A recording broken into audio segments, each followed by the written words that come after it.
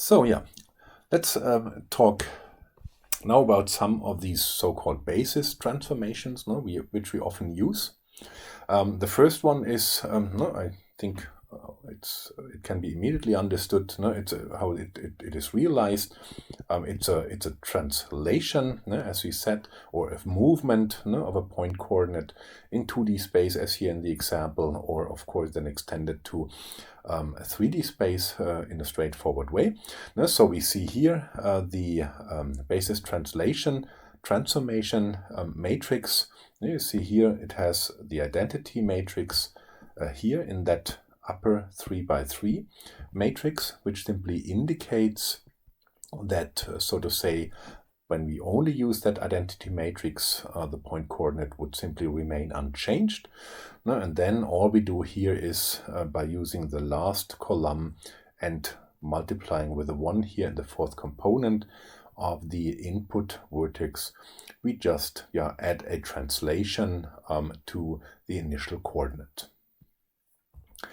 Then we have a scaling transformation. If you want to scale your object by a certain scaling factor, you apply these scaling factors here along the main diagonal of that upper 3x3 matrix in the 4x4 matrix.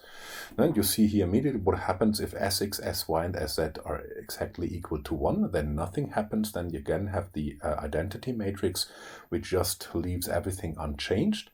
And now you see, if you specify here values which are larger than 1, you essentially make the whole object larger. So you have a positive scale. And if you use scaling values which are less than 1, then you essentially make the object smaller. Always have in mind that, of course, the transformation you apply here, you do not only apply to one single vertex, but to all vertices of the triangles making up your geometric shape. And then you see immediately, by having values larger than 1 or less than 1, you essentially enlarge the object, or you make it smaller respectively. And the scaling, of course, can be now issued for both positional or directional quantities.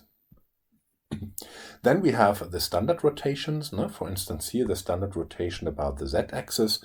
Let us assume that here we have our three-dimensional coordinate system. So we have a right-handed coordinate system where y is going up, x is going to the right, and z is, so to say, coming out of the screen. And now what we want to do is we want to realize a rotation of a point about the z-axis, which essentially is that we want to move the point P here on a circle about a certain arc along that circle here around the z-axis. And therefore, it is clear what happens to the z-coordinate of every point that is now going to be rotated about the z-axis.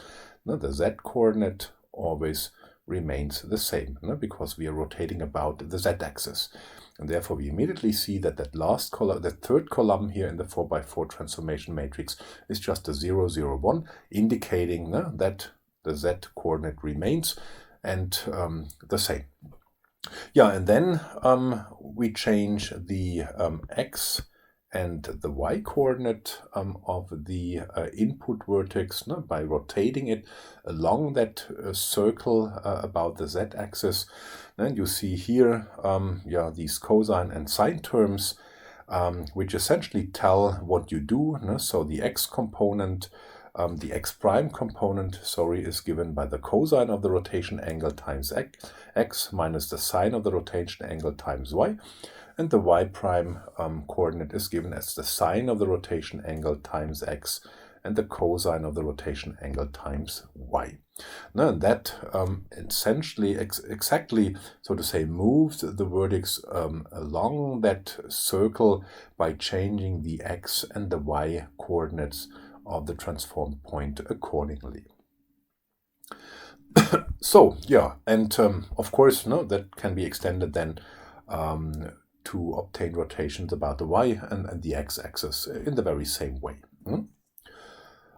Okay, let's look at transformation classes. No?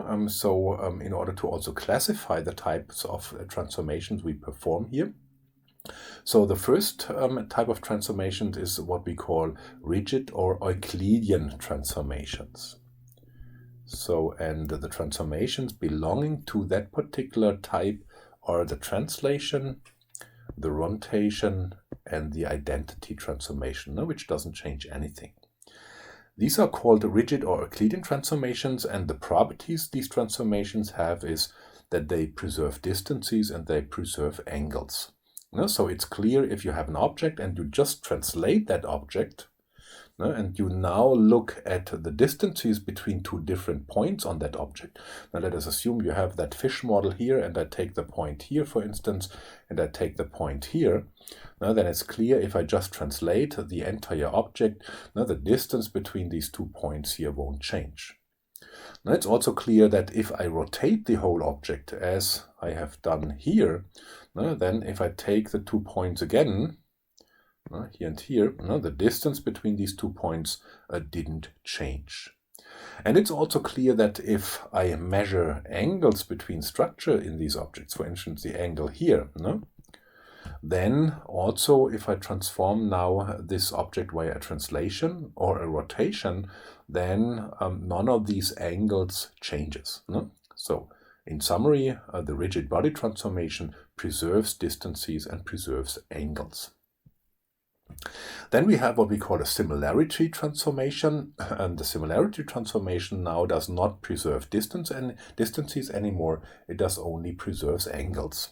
And this is in particular if you apply an isotropic scaling, and an isotropic scaling is a scaling where the scaling coefficients, the Sx, Sy, and Sz, which we have introduced when discussing the scaling transformation, where these scaling coefficients are all the same.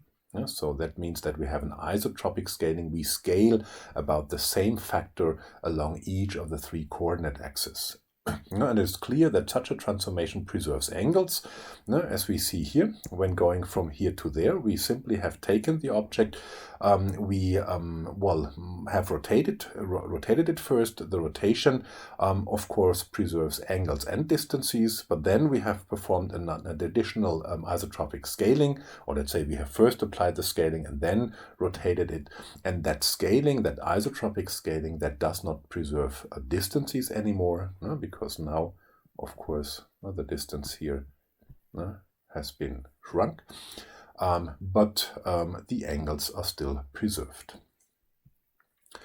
Yeah, and then we have a very important transformation class, and this is the so-called linear transformations.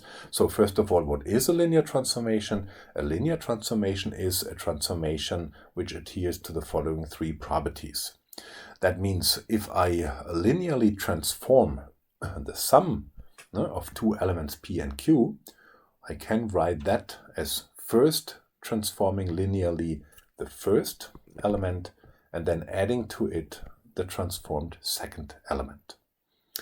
Another property is that if I transform an element that is multiplied by a constant a, then I can also first just apply the linear transformation to the element and then multiply with the same constant. And the last property is that the origin remains unchanged under a linear transformation. And then I think it becomes immediately clear why a translation is not a linear transformation.